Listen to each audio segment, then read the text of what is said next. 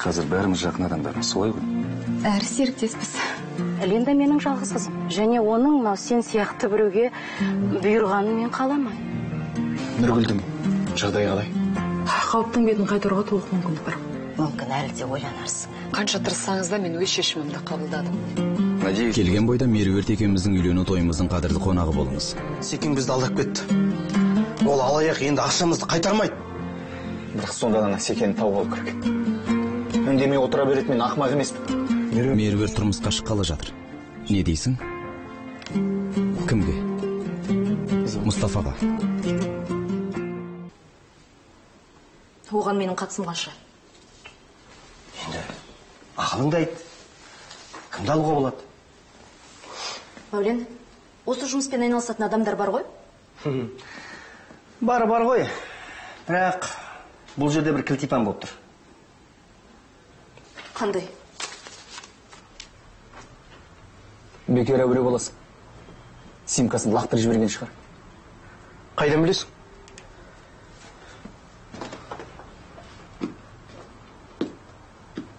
Әкеңнің. Айттым ғой. Енді оның өзін іздеу керек. Қайдан іздейсің? Біз баратын мейрамханаға да бармайды ол қазір.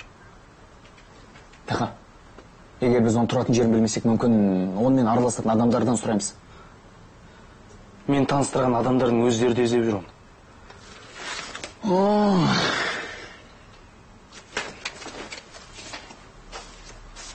Тегінде білмейсің ба? Анықтама орталығынан сұрастырсақ. Мына бір қызық болды ғой, Сен онымен қалай танысып жүрсің? Кәдімгідей? Сен сияқты? Пысық болсаң барлығын біліп алмайсың ба танысқан кезде? Білмедім ғой мен оның осындай жоқ болып кететін. Сонда мен білдім ба? Мен Қадырмен Ермахан ол жайында бір деректер білдім. Солай ма? Қызық па? Бұл жерде қызығынан шыжығы көп. Бұндай деректерді көпшіліктің алдына жайып салу керек. Бұл ел білу керек, кімнің кім екенін. Қалай? Көмектесе аласың ба? Мәке, көмектесер едім, бірақ айтып тұрмын ғой, жұмыс бастан асады. Жарайды.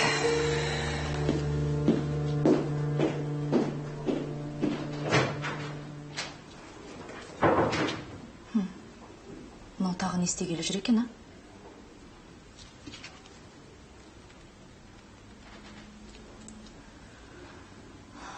Алло, Жәнібек, қашан келесің?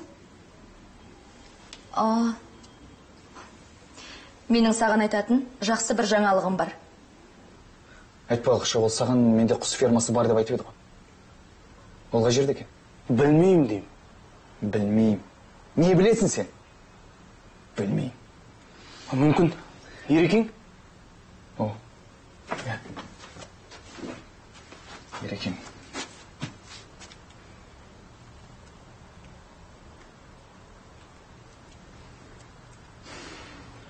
Кездесейік деп айтты.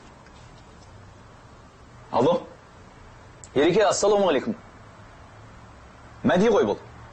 Иә. Жақсы? Ереке, бір шаруа бар еді. Кездесек. Иә. Болады. Жақсы. Рахмет, жақсы. Не дейді? Магнаттың жанында бір сағаттан кейін кездесейік.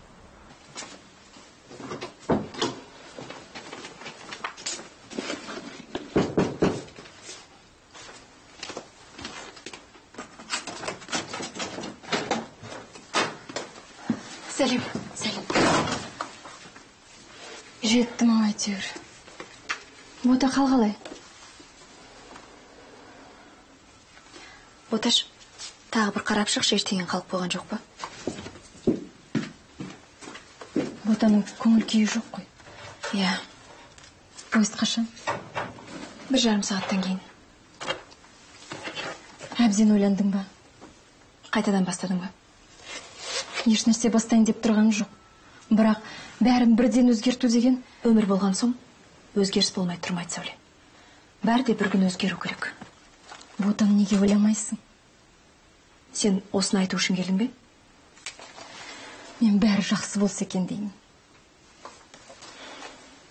Қош, жүрегімді ауыртпашы. Кешір. Менде бір түрлі болып тұр. Досымнан айырылғым келмейді. Неге айырыламыз? Білмеймін. Bir türlü жылағым келіп тұр. Қой, Сәуле. Әйтпесе қазір мен жылайым. Пәтерің не істейсің? Пәтер. Әзірше жауып кетем. Кейін көрерміз. Дегенмен де тәуекелшіл екенсің. Мен бүйте алмас едім.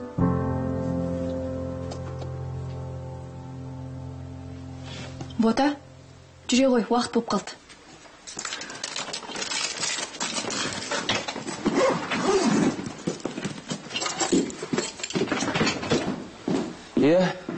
Алишер жайлы, ол нақты не біліпті? Соны айтпай тұр ғой. Қойшы, кетіп қалған ба? Алмайды. Мен оған журналистер тауып беруге міндетті емеспін ғой, Жаныбек. Сен бәрін дұрыс дедің. Ай, Мәулен. Бұның аяғы не болар екен? Нені айтасың? Мәулен Алишерден өш алып түбіне жеткісі келеді. Қалайша? Оның іші толған ыза мен кек. Оның үстіне Досхан да Алишерге тісін қайрап жүр. Енді не болады? Білмеймін. Мен бұған араласқым келмейді. Алишер де анау адам емес қой. Мен оны кеше билбордтан көргем. Әне, көрдің бе?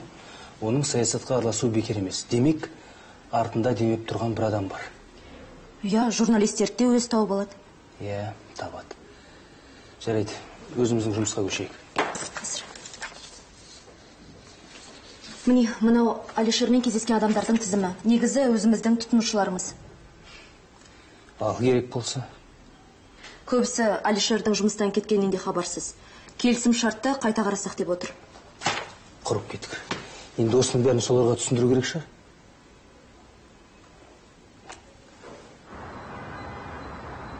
Өз келем деді ме, әлде? Келем деп айтты ғой, ол алдайтын кісі емес. Секеңнің қулығына құрық жоқ.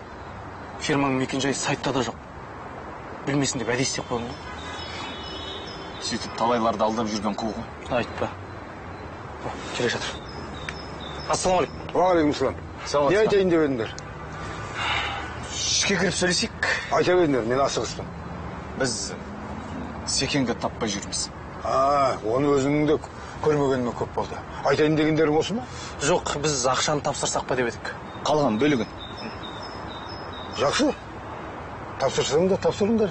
Көрсем өзіне тапсырам. Тағы да ақылдасатын шаруа бар еді. Жаңағы түйеқұс пен жұмыртқаға байланысты. Айтар ұсынысымыз тағы бар. Аға, егер Секені көрсеңіз, айтасыз ба? Ақша дайын. Бізбен хабарласын. Біз ол кісімен ары қарай жұмыс істегелі отырмыз. Түсіндім. Жарайды.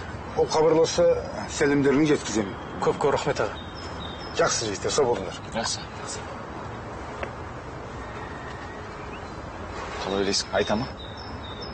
Кім біледі? Амы-жұмы бір сияқты ғой. Солай сияқты. Бірақ оны қалай дәлелдейсің? Кетіп жүреді.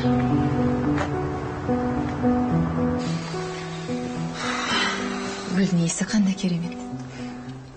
Және өзің сияқты сондай әдемі.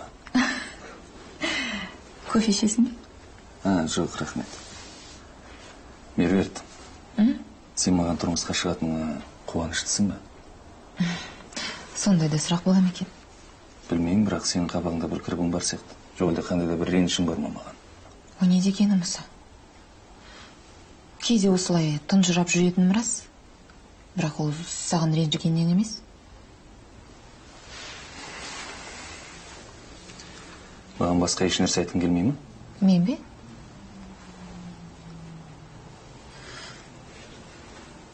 Жарайды, айтайын. Алишермен кездескенмін. Соны сезгенмін. Мұны саған айтпай қойын дегенмін. Жарайды, айтқың келмесе айтпай қой.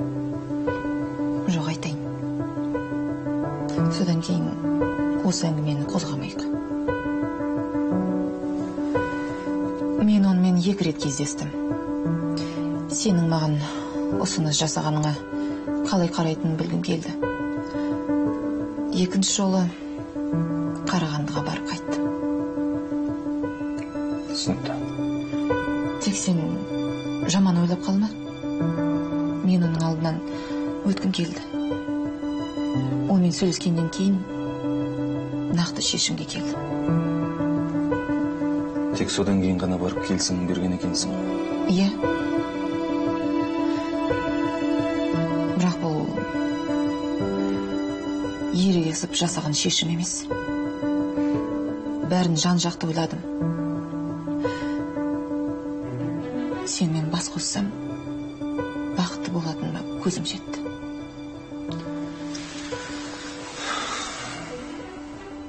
Ағыңнан жарыла бар шыныңды айтып отырғаның үшін ризамын.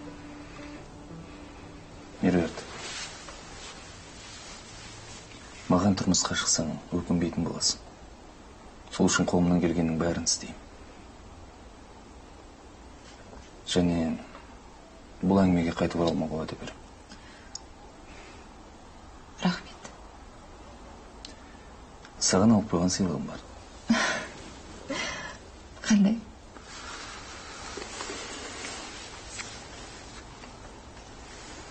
Бұл не мұса? Өзің ашып көр.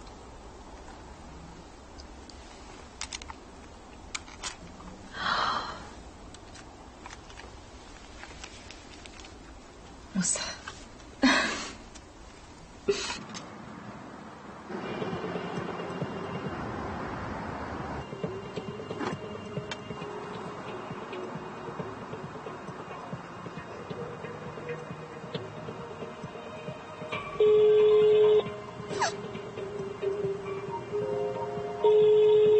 Алло, Алтынай.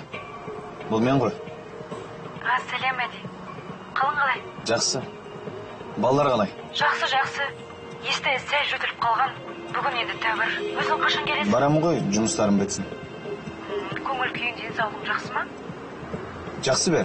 Мәди, сенің шаруаңа араласып, кедергі жасаған болсам ренжіме.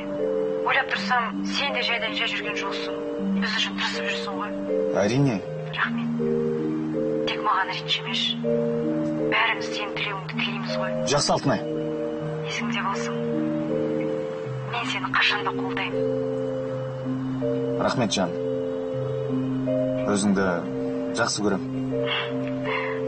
Мен сені жақсы көрем. Жарайды, Алтынай. Кейін тағы хабарласам. Жақсы, сау бол.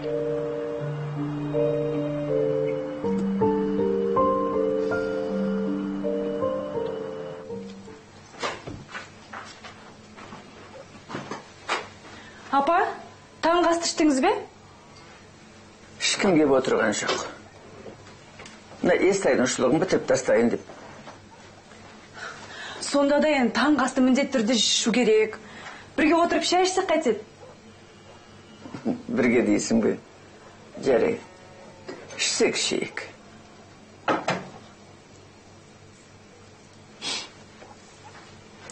Екеуміз ғана қаламыз деп кім ойлаған? Бәрі жан жақта. Апа, Мәдимен сөйлестім. Иә? Көңіл күй жақсы екен. Сізді балаларды сұрады. Бүгін ертең келіп қалар. Жұмыстарын бітіріп бе? Бітірген сияқты. Ол жағын ашып айтқан жоқ. Бәрі дұрысталады, уайымдама қызым. Соңғы кезде Мәдиде бір өзгеріс бар. Таң атпастан телефоныма хат жолдады. Сен жауап бердің бе? Мен де Әлшерге хабарлассам ба жоқ па деп екі ойлап отырмын. Әрине хабарласыңыз. Бүгін туған күні ғой. Бүгін Әлшер аған туған күні екен ғой. Иә. Ұмытып кетіппін. Апа, бірінші сізді құттықтаймын. Рахмет, айналар. Енді телефон соқпайсыз ба? Жұмыстар қауырт шығар.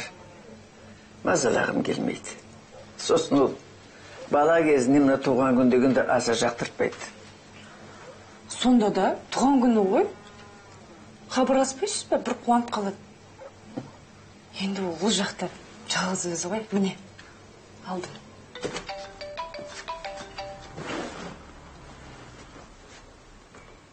Апа, қалдарыңыз қалай? О, құлыным осы. Туған күнің құтты болсын. Рахмет, апа. Шынымды айтсам, есімнен шығып кетіпті. Мен ұмытпаймын ғой. Деніңе саулық тілеймін айналайын. Рахмет, апа.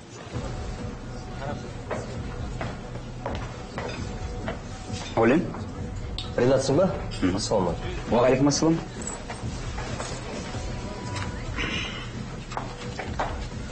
Маған кофе келесіңізші? Құлағым сізде. Сенің мақалаңды оқып отырмын. Жақсы жазады екенсің. Маған сол үшін ақша төлейді. Көп пе? Өзіме жетеді. Одан да тілегімізге кірісейік. Дұрыс. Мен саған бір тапсырма берейін деп едім. Орындайсың ба? Қандай тапсырма? Мақтау ма, мадақтау ма? Әлде елдің алдында масқаралау ма? Көзін құрту.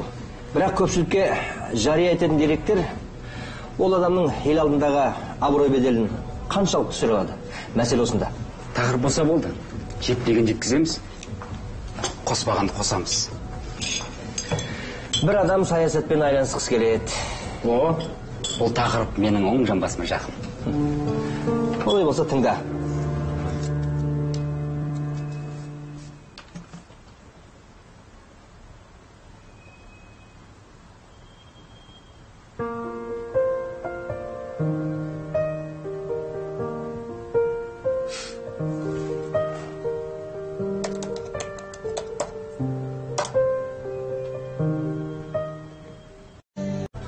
Ол өзін сүттен ақ судан тазамын дейді.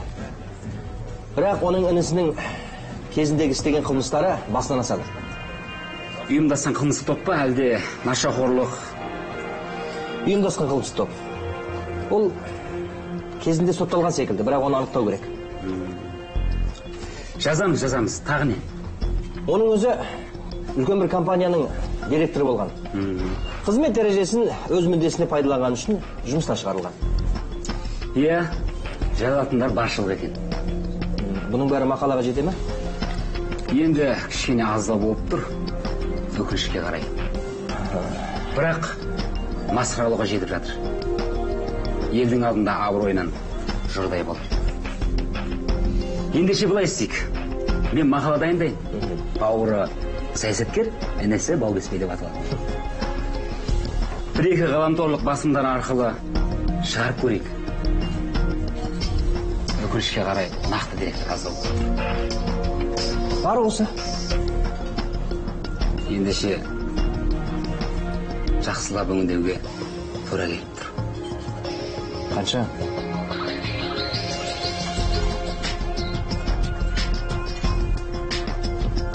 Келсем, байқаймын, табыстарың жаман емес сияқты. Жан бағуға жетеді. Сіз маған есімдерін жазып беріңіз.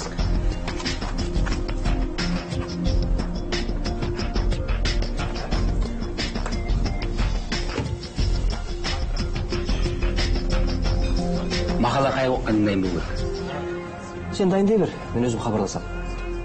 Жарайды ендеше. Ісіміз сәтті болсын. Ал Әлішер, мықты болсаң, менімен тартысып көр. Келе жатыр. Дайында, шырағы жақ. Тезірек. Бір, екі. Туған күніңізбен, Әлішер Маханұлы. Туған күніңізбен, ағай. Ой, рахмет. Шынымды айтсам, дәл осылай болады деп күтіп едім. Сайлаушылармен кездесуіңіз қалай болды? Жақсы, көңілмен шықты десем, артық айтқандар емес. Керемет. Онда тілек тілеңіз, Әлішер Маханұлы. Рахмет сіздерге. Ал, қазір онда. Аккуратно. Коля, сен мұнда қайдан жүрсің? Шынын айтсам, сені күтпеп ем. Достым, сенің туған күніңді қалай ұмытайын? Туған күніңмен, бауырым. Туған күніңмен құттықтаймын. Рахмет. Келгенің қандай жақсы болды. Ал мұнау? Тебе мой. Саған.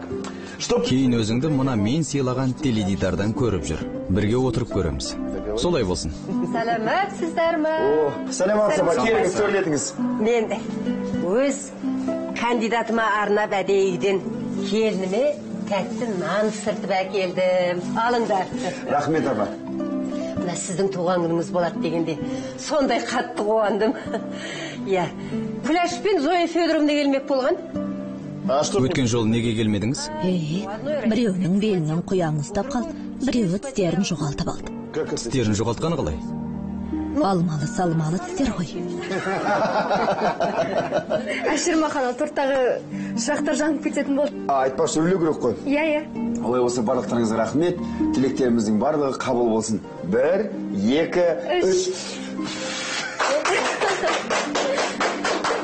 Айналайын, бақытты бол. Рахмет, апа. Ұйықтады. Айнұр, рахмет саған. Рахмет айтатын несі бар. Мен балаларды сондай жақсы көрем ғой. Байқадым. Айнұр, саған тұрмысқа шығу керек деп ойлаймын. Иә. Бұрын бұл туралы мүлдем ойламайтынмын. Қазір соңғы кезде жиі ойлайтын болып жүрмін. Енді уақытың болды ғой. Әлде көңілің қалаған бір бар ма? Уақыты болса болған шығар. Сұрағын түсінбедім. Талғатты айтты. Ұнатып қалған жоқсың ба? Сырт көзге байқала ма? Солай сияқты. Бірақ ол... Білем, сен оны ұнатпайсың. Ол бір мақтаншақ көрсе қызар жігіт сияқты. Сен өзің солай ойлайсың. Мен оны өзіме жеке сөйлесіп көрдім. Шыннан де ол мүлдем басқаша. Білмеймін.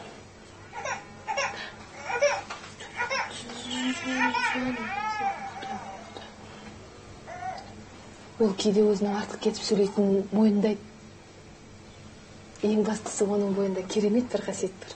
Қандай қасиет бар? Жүрегінің жылуы мол. Қош, оны қайдан білесің? Жүрегін ұстап көрдің бе не? Сездім. Ту, қойш енді. Енді ештеңе айтпаймын. Сұрама. Жарайды, қош.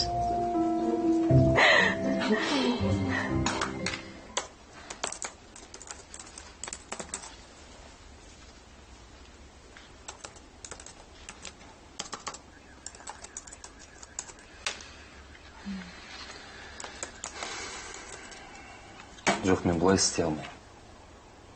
Нені істей алмайсың? Сенімен бірге отырып жұмыс істей алмаймын. Қой жұмысы. Бизнестің аты бизнес. Меруерт, мен бәрін де түсінемін. Бірақ мен саған қарап отыра бергім келеді. Бір-бірімізге қарап отырсақ, жұмысты кім істейді? Қайыр тілеп кетеміз ғой? Қайыр тілеп кетсек те маған бәрібір. Ал маған бәрібір емес. Мен керемет өмір сүргім келеді. Үлкен әрі әдемі үйде тұрғым келеді. Онда мен сені өз үйіме шақырам. Неге? Біріншіден менің үйім үлкен, ал екіншіден менің саған сыйлығым бар. Тағы да сыйлық па? Иә. Мен оны өз үйімде, яғни екеуміздің үйімізде саған сыйлағым келеді. Мұның қалай болар екен? Қалай несі, кәдімгідей? Біріншіден, сенің үйіңе әке-шешем келіп отыр. Енді олар басқа қабатта ғой? Бәрібір. Ал екіншіден, той етпей жатып, сенің үйіне кіре алмайын. Сондықтан дәстүр салтымызды сақтауымыз керек. Жақсы, мен сені түсіндім. Түсінгеніңе рахмет. Одан да мына жұмысты тездетіп бітіріп тастайық. Жарайды.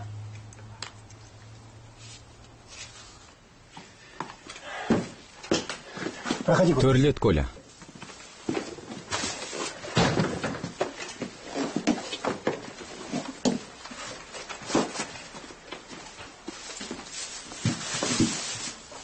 Ну, я так понимаю... Бойдақтың үйіндегі тоңазытқышта бос тұрған болар деп ойлап, бәрін өзім сатып әкелдім. Осыным дұрыс болдау дейма. Рахмет бауырым. Тоңазытқышта не бар, не жоқ екенін өзім де білмеймін. Бойдақтың жай сол. Әйтсе де, сайлаушыларың тәтті бәлішпен тойдырып жүрген сияқты ғой. О, қонақ келді-ау деймін. Бұл кім болды екен? Мүмкін сенің сайлаушыларың шығар.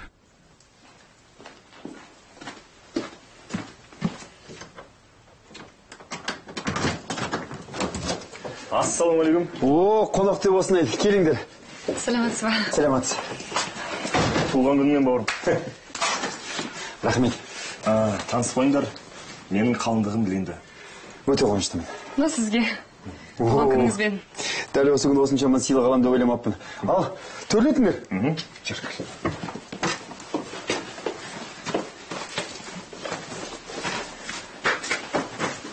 О, сәлем достым.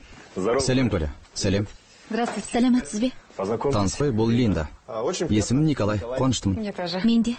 О, мен сізді таныдым. Сіз әншісіз ғой. Иә. Олай болса, сіздер маған 5 минут мұрсат беріңіздер. Сосын дастарханға отырамыз. Залға өтіңіздер. Сізге көмектесіп жіберейін. Қажет емес. Тек бізге арнап ән салып берсеңіз болды. Көп рахмет сізге, Линда. Сіз болмасаңыз, мен мұны келістіре алмайды екем. Өйткені бұл әйел адамның жұмысы. Мәссаған, сағат 12 болып қапты ғой. Болса қайтеді, таңғы 5-те әуежайда болуым қажет. Мен жүрейін. Тағы да туған күніңмен. Линда, сіздің шайыңызды тойларыңызға барғанда шетін болам. Келгеніңе көп рахмет, бауырым. Оқасы жоқ. Осындай қуанышты күні келмегенде қашан келеміз? Енді менің туған күніме кел. Я солай.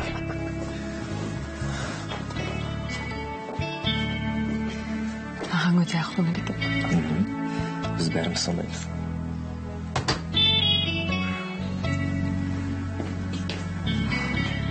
Келгендерің қандай жақсы болды. Қуанып қалдым. Байқағаным, екеуің бір-бірлеріңе үйлеседі екенсіңдер. Рахмет. Кешіріңіз, мен қазір. Дәулет, Линда менің бөлмеме демалсын. Екеуміз мында жата салайық. Қалай? Жарайды. Бауырым, ризамын саған.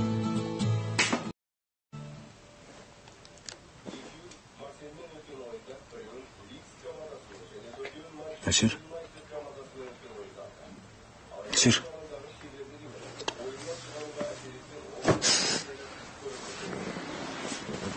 Дәулет, сен бе? Ұйықтап қалдың ба? Жоқ, көзім ілініп кетті.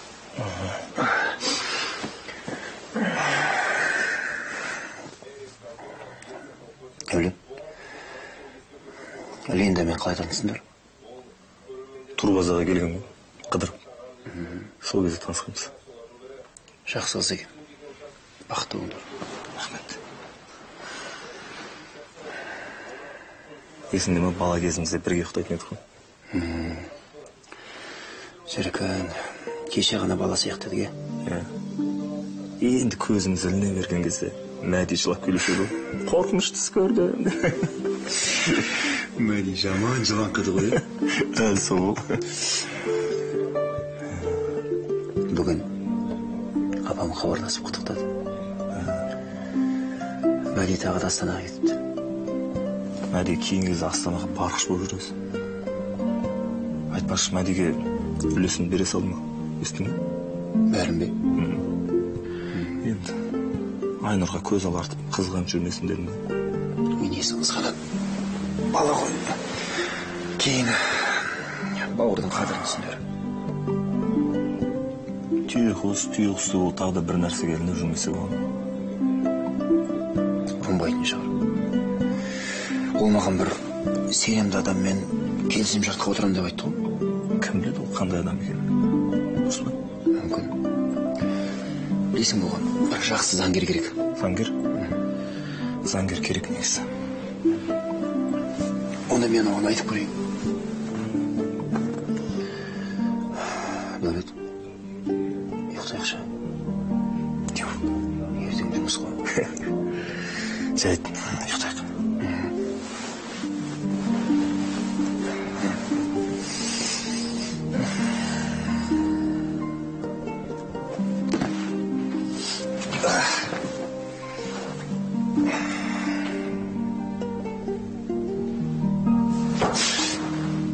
Не болды? Қайырлы түн. рахмет ал. Болды. Қаныштың ғой.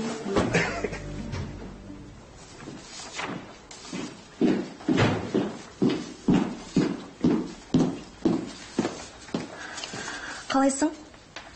Жұмысқа берілген Алишер ғана ма десем, сен де жұмыстан басыңды көтермейтін болыпсың ғой. Біле білсең, бүгін сенбі. Кешір, сен маған өте қажетсің. Жарайды, не болды? Алишермен кездесуім керек. Маған не дейсің, өзіне хабарласпайсың ба? Оның мәулен білмеу керек. Түк түсінсем бермасын. Тыңдаш, Алишер мұнда келмейді. Басқа кафе іздеп жүрем бе? Екеуміздің кездескенімізді ешкім білмей қойсын деп едім. Онда өзіңнің кафеңе шақыра сал. Әдетте мәулен сол жерде тамақ ішеді емес пе? Сондықтан сен бір амалын тауып, оны кафеге жібермей, осында ұстап қалып, түскі тамаққа тапсырыс бер. Қалайша бүгін сенбі ғой, Жанбек? Енді бірден ойлап тапсаңшы. Қысқасы, оны осы жерден шықпайтындай еді.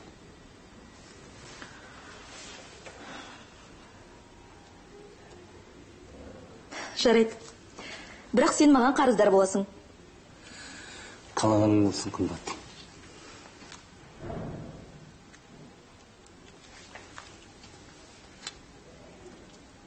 Алло, Мәке? Сәлеметсіз бе? Бұл Майра ғой. Сен бүгіні мазалап тұрғаным үшін кешірім өтінем. Бірақ мына келісім шарттарды түсінбей басым қатып отыр. Маған сіздің көмегіңіз қажет. Бірақ Жанбек білмей қойсыншы, ол маған ұрсады. Өтінем. Жарайды, мен сізге қарыздармын. Онда түсте кеңседе күтем. Рахмет, сау болыңыз. Жақсы.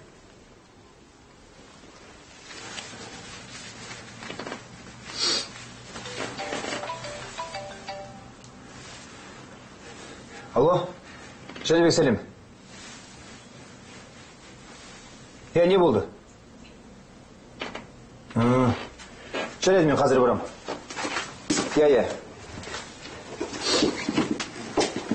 О, сендер қайда шықтыңдар? Біз ба? Қайда? Біз серуендеп қайтайын деп едік. Қаланы көрсетіп, Линданың кішкене көзін ашайын деген ғой. Өйтіп айтпа. Жарайды жүріңдер. Орталық қайына барып тастайын. Жоқ, жай жүрін жасын. Алып тастайын.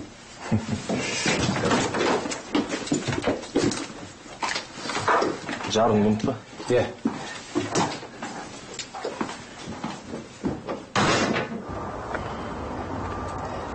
Қарағанды жақсы қала екен, Әдемі қала. Маған да ұнайды.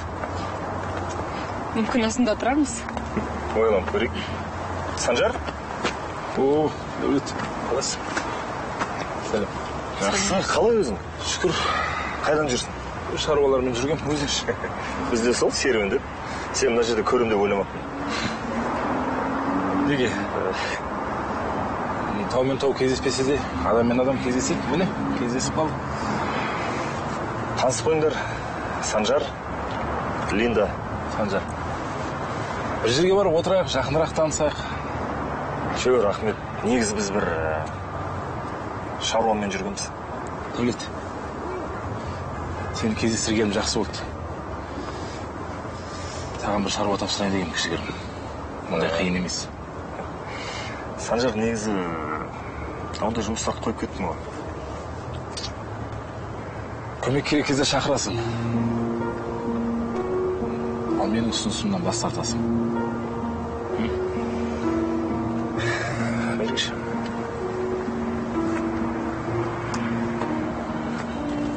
Санжар, мен саған айттым ғой, ондай тірліктерді қойғанды.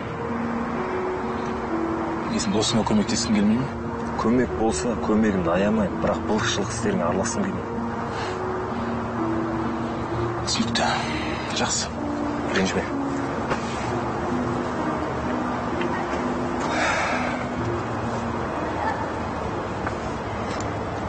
Досың ба? Алдында келген турбазаға осы емес пе?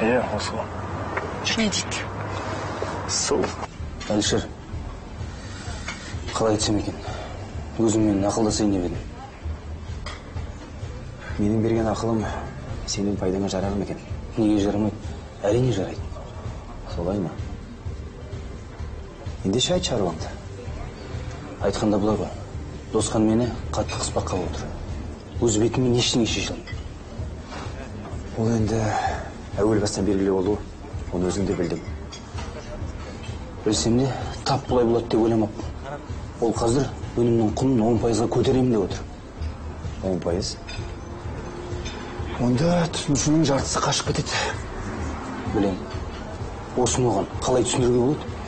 Жәнібек, Досқан өте қиын адам. Мінезі қатты. Іштарлығы және бар. Ай, түсіндіре алмайсың ғой. Енді ақ айтсам екен. Осы айдың аяғына пайда түспей қалайын деп тұр ғой. Бұл жұмыстың қиын екенін енді түсінген шығарсың. Жәнібек, мен саған айтар ақылымды айтқанмын. Есіңде шығар. Енді алып қосарым жоқ. Болды ма? Иә, рахмет. Онда мен жүрейін. Айтайын дегенім, не ғой, Мәуленнен абай болғайсың. Не болды дедім? Екеуің араларында не болғанын білмеймін, бірақ ол сенен өш алайын деп жүр. Мен оны қорықпаймын. Бекер. Ол саған қалай тұзақ құру керектігін алдын ала ойлап қойған шығар. Мейлі. Не істейін десе де өзі білсін. Жақсы Жәнібек. Бекен бол.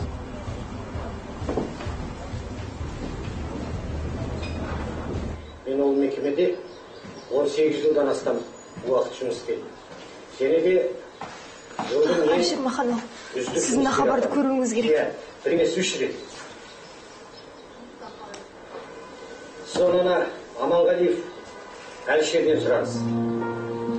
Бірақ бүгінде жақсы жұмыс істейтін жұмыскерлердің бәрі шығарып жіберді. Және де жалақымызды бермей біраз әуре-сарсаңға салды.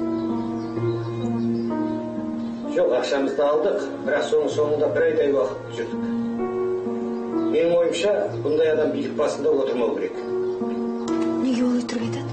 Мен Қадырбек Жабаевқа дауыс беремін. Және де барлық жұмыскерлерді Жабаевқа дауыс беруге шақырамын.